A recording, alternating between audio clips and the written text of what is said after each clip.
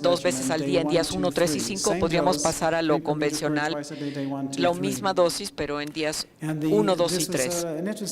Este es un estudio interesante, a mí me pareció. Yo pensé que habría que reintroducirlo, pero los autores indicaron que el tiempo de recuperación mejor, las infecciones mejores, la hospitalización se mejoraba y la sobrevida libre de progresión no era diferente. Esto nos muestra las curvas, vemos que no hay diferencia, salvo que en el área de recuperación de leucocitos y la hospitalización, que son mejores.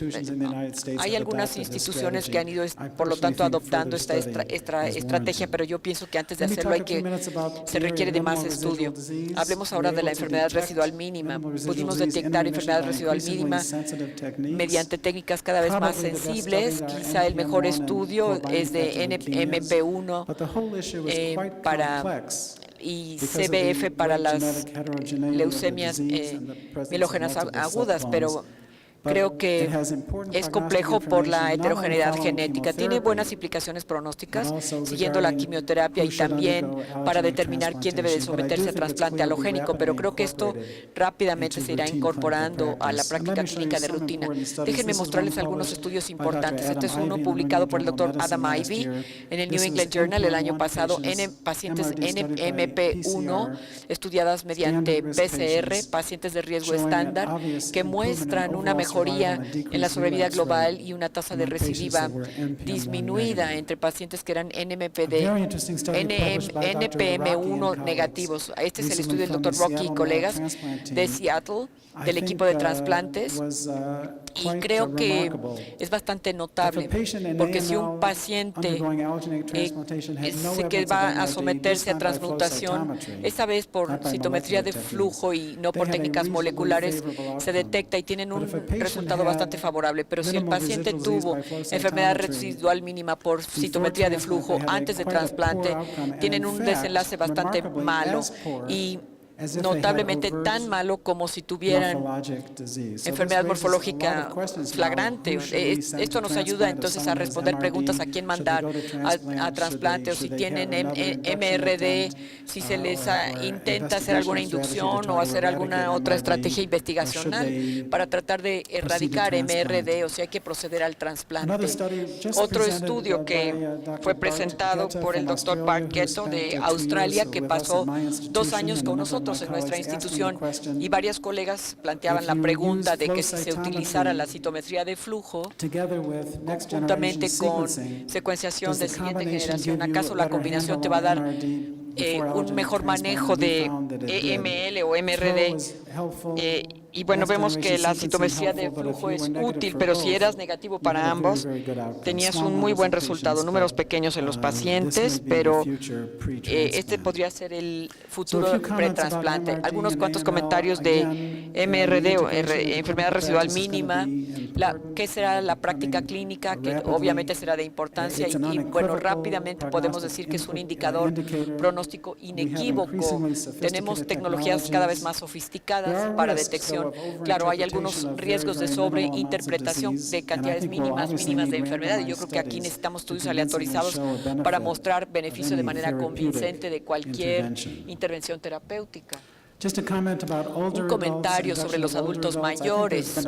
Creo que ha habido un cambio de paradigma alejándose de la quimioterapia intensiva hacia estrategias menos intensas o menos intensivas. Hay toda clase de clasificaciones que podemos integrar de parámetros de laboratorio, de edad, pero prácticamente podemos considerar 4 áreas principales: estado funcional, comorbilidades, cariotipo y marcadores moleculares. La mortalidad es el problema, y quizá ese sea el problema sobre la respuesta esperada, sobre todo en gente de 70 y 75 años cuyas comorbilidades y estado funcional sea superior a 2. Por otro lado, si tienes un adulto mayor con buen estado funcional, sin comorbilidades, sin cariotipo desfavorable en los marcadores moleculares y nada relacionado con LMAs, les puede ir bastante bien con la quimioterapia convencional. Un estudio importante de Pierre Felon y colegas en Europa muestra que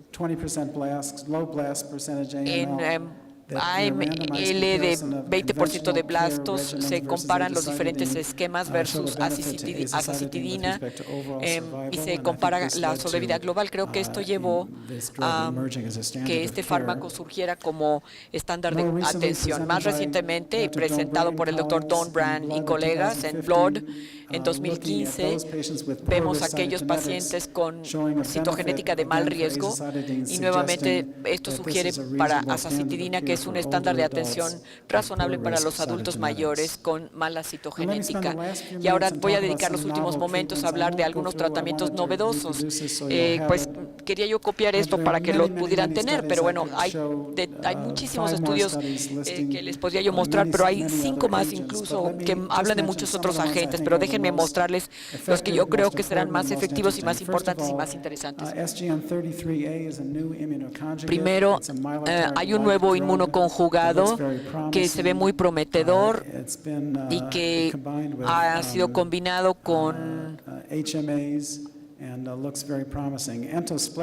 hipometiladores. Bueno, el antiempalme es el que se llama inhibidor de SYK, entosfletinib, que se ha combinado en varios estudios en pacientes no tratados y que se ve también bastante prometedor. En la reunión de ASH, un paciente logró